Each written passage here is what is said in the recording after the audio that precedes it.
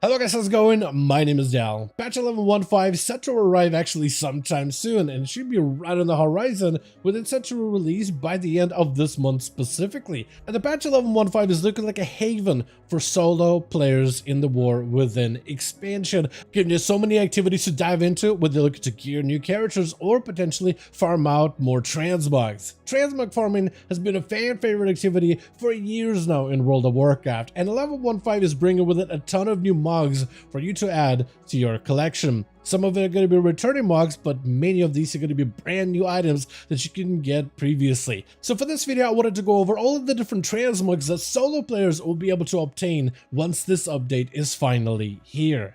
As always, if you guys want to see more coverage of future updates for War Within expansion, be sure to follow the channel and subscribe. But otherwise, let's dive right in.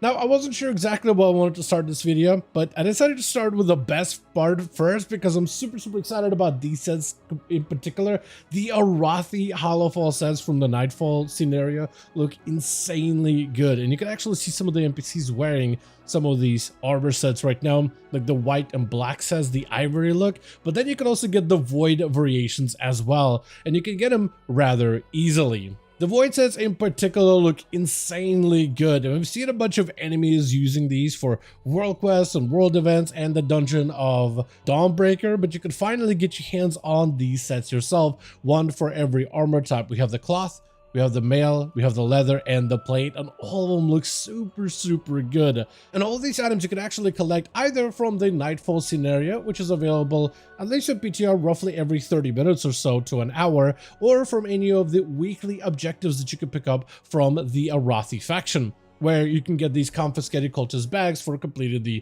weekly quests, which are really easy to do, whether you do it on your alt or on your main. I tried it on a couple of characters, whether I'm looking to get some catch-up gear on a low-geared character, or you're doing it on my main. It really doesn't take long. These either happen in Hollowfall or sometimes a little bit in Ashkahet in certain little encampments where there's a little bit more of this like Nerubian presence that you get to hold out of. And out of every single one of these confiscated bags, you can potentially get any of the Nightfall sets. I've gotten the helm, I've gotten the cloak, and even for doing the actual Nightfall event, you can get yourself either items as well. Like I got in the shoulder for defeating the final boss at the end of a run, so that was pretty awesome. Also, at the end of a Nightfall run, at the end of the Nightfall event, you could also get yourself a Radiant Emblem of Service, and you can use that emblem to purchase certain items on the Quartermasters for this new Arathi faction. You have the Corrupted Armor Rummager, which allows you to purchase the void variation of all of these weapons, which look absolutely amazing. Just this purple voidy touch to these things, and with the right set, that would just look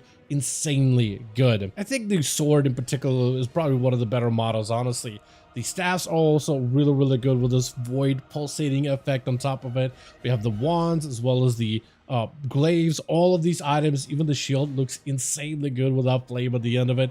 All these items are actually kind of unique because they have additional damage as shadow, or they'll have some kind of a bonuses that grant you additional stats, or protection as a shield, or possibly additional big amounts of shadow damage on top of secondary stats. So these may be pretty decent items for any of the alts to use as a catch-up. But in terms of appearances, these look amazing, though these will set you back a Radiant Emblem of Service, which so far on PTR, the Nightfall event hasn't been consistent in the reward structure. Like sometimes I do it, I get nothing out of it, and other times I do it, I get a Radiant Emblem of Service. It is still assumed to this day that it's likely a weekly reward per character.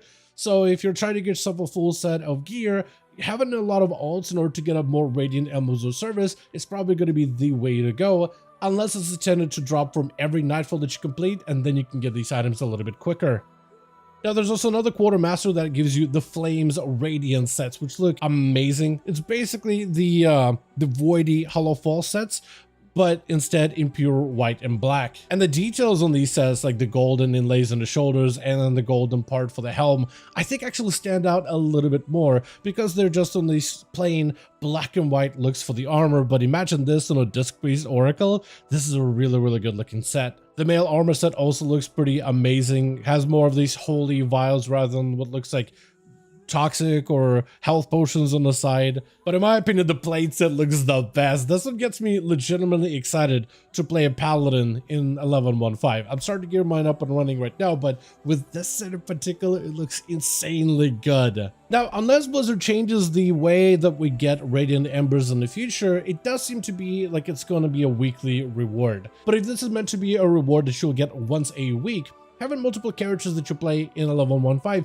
can help you get the full armor set quickly, because technically you could just open up the vendor to get all items. You could purchase any of these items regardless of what armor type. So my rogue, I could use my rogue, for example, to help myself get the full plate set across multiple characters. All you gotta do is participate in a Nightfall event.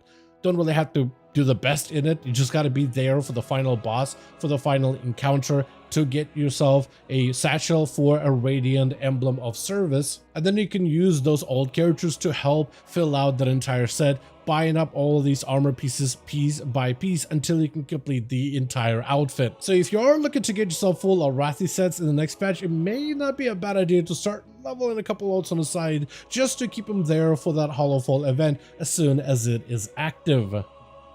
Now, another feature that's also going to be filled with transmogs for you to collect are the Horrific Visions, which is a returning piece of content from Battle for Azeroth. And actually, over on the main grounds for where Horrific Visions and the Bronze Dragonflight, you can actually see some of the different items that you'll be able to obtain.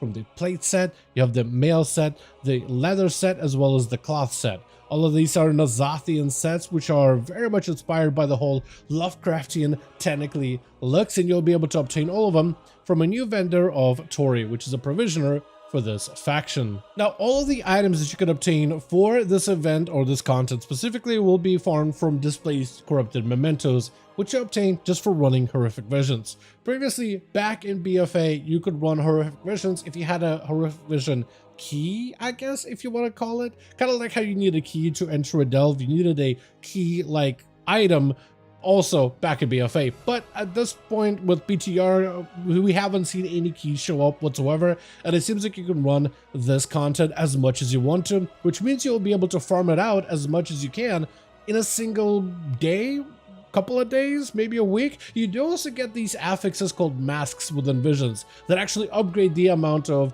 mementos you can earn, making the content more difficult but also more rewarding. So you should be able to get through and buy everything you want from the vendors super easily. Now, there's also weapons that go with these sets. However, you will have to complete certain objectives before you can start unlocking them. Usually those objectives are to complete Visions on higher difficulties, but then you can start unlocking like the very basic variations of these weapons, which start out at the vendor with the veteran track, and they go to champion and even hero track, which makes them pretty decent when it comes to overall getting catch-up gear. And all of them being of Nazathian variety, all of them have an eyeball somewhere included, or they're wrapped up in these undulating tentacles, which really do look quite interesting. From the spears to all the different guns, even the guns are filled with tentacles and this maw at the end of it. All of them definitely do look quite unique. The fist weapons in particular, I love the little hooks that they have at the very end of them. Like, it just adds like that visceral feeling behind them. There was even a really good weapon with Rod Dam back then that had this like slappy tentacly effect to it on top of it, which looked absolutely amazing. But yeah, these are definitely some of the better looking weapons out there if you're a big fan of this whole Nazathian, technically type of look to them. Now, even if you go weapons for hero track, the appearances do not change. So if you just look at them for appearances, getting the weapons on veteran track is going to be really easy, though you can get them on higher variations if you are trying to actually gear out your ults and get yourself some very decent armor and weapon pieces.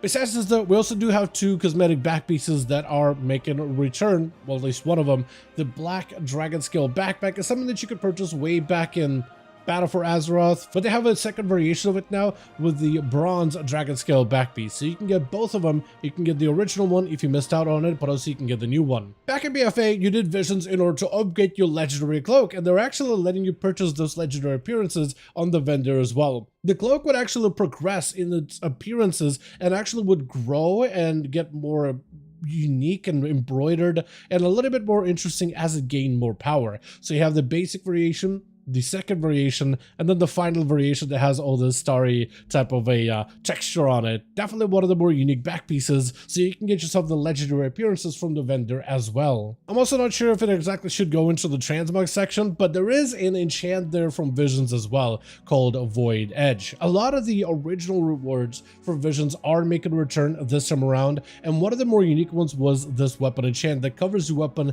in this voidy blue look. It just absolutely overtakes weapons, and in certain weapons that have like additional effects, that blue actually can kind of clash with that effect to give it a unique look to it, or even a unique texture that can definitely change a weapon's appearance.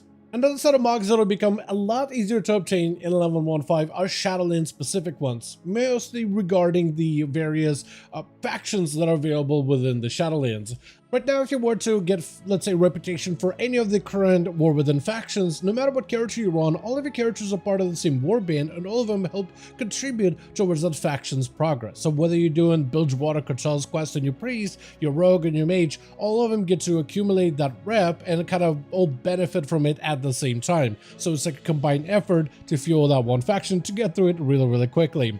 But for older factions, that is still not the case. A lot of them are still character tied instead of warband tied, but 11.1.5 is looking to change that. Specifically, we're talking about the factions of the Shadowlands, which are going to be tied to your warband rather than your character as they continue to work from expansion to expansion, patch by patch, to try to find more ways to get more factions under the warband rather than under a character reputation, which is awesome to see. And if anybody of you that haven't really been delving into some of the collectibles of Shadowlands, which it is filled with a lot of items for you to get, now in 11.1.5, once the patch arrives, you'll be able to use all of your old characters to funnel and farm up all their reputation across multiple alts. So any activities you do in Shadowlands, weeklies, invasions, bonuses, all of those will help contribute towards getting through the faction and getting exalted with them rather quicker than ever before. As an expansion, Shadowlands definitely brought in a couple of unique visuals to each Covenant, but also all of the different factions and Quartermasters brought a variety of different back pieces for you to collect, all are themed around the Venthyr, Kyrian, the Night Fae, or the Necrolord. So being able to funnel your way through all of your alts to upgrade all of those reps really quickly and reach Exalted will unlock you even more Transmogs to add to your collection. Even with certain factions that got added later in the Shadowlands life cycle, those even come with full-on armor sets that are Covenant specific. So being able to funnel a bunch of characters through daily activities to farm up that rep rather quickly means that you'll be able to add even more items to your collections. Also, there's a good chance you know about this trick already, but did you know you can go to Siren Isle to purchase really inexpensive Veteran Track Season 1 gear and then convert it at the Catalyst into tier set items for free? Right now, using older gear in order to create older tier set items doesn't cost you any currency in the Catalyst, which means you can do this infinitely. And with the gear that you can get in Siren Isle from the Quartermasters being not that expensive, you don't even need to farm too much of Flame Blessed Iron ore. And you can actually start doing exactly the same thing with Season 2 gear once 11.1.5 gets here. One of the things that they're doing as a catch-up update for 11.1.5 is trying to give you so many ways for you to catch up brand new characters and gear them out as quickly as possible. And at some point, at least in the past, the Catalyst will start to give us more charges weekly instead of every 2 weeks. Or as we are starting to get our characters fully geared out with Mythic Track tier gear, we start sitting on multiple stacks of the Catalyst without having any reason to spend it on anything, and it just continues to accumulate and accumulate and accumulate until you reach the cap.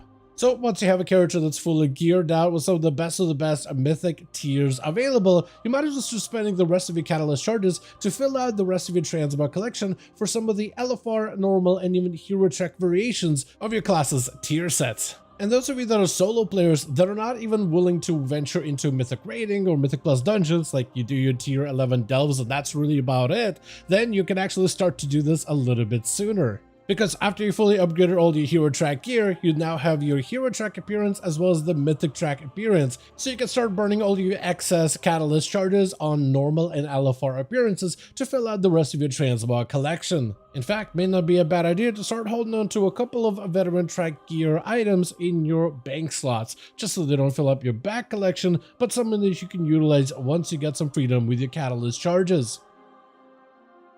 Then also, we have ourselves the trading post, which continues to deliver with even more appearances, a variety of different weapons, and many unique items for you to equip on your characters. While we don't have the entirety of the trading post data mined for the patch 11.15, we have been able to find a handful of items like the Lava-born sets. Right now, it looks like there's 4 variations, and at least 3 of them, at the very least, set to come out from trading posts, though one of them may potentially be some sort of a promotional item that maybe will be able to obtain through in-game activities instead, which would be pretty amazing.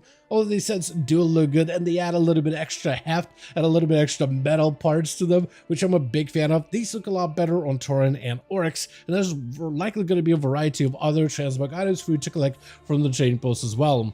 But besides the metal Lava-born sets, we also have plenty of Silinas that will be coming out in the trading post in the future, specifically the attire of the Woodland Raccoon, which, I mean, the name speaks for itself, to be honest. And there's 4 variations from the Woodland Raccoon to the Grey Wolf, Swift Fox, as well as the Gilneas Fox, which should appeal to just about everybody, whether you try to look cozy or a little bit more deadly, with likely even more trading post items to be data mined in the near future. But with that, as always, I do want to thank all of you guys so much for watching, and I hope you guys did enjoy this update. If you did enjoy it or found it informative, go ahead and give this video a like. I would very much appreciate it. Join our Discord community, probably the best place to discuss any of the newest updates as soon as they hit the PTR realms for the War Within expansion. Also, let me know your thoughts in the comments down below, and as always, I'll see all of you guys in the next one.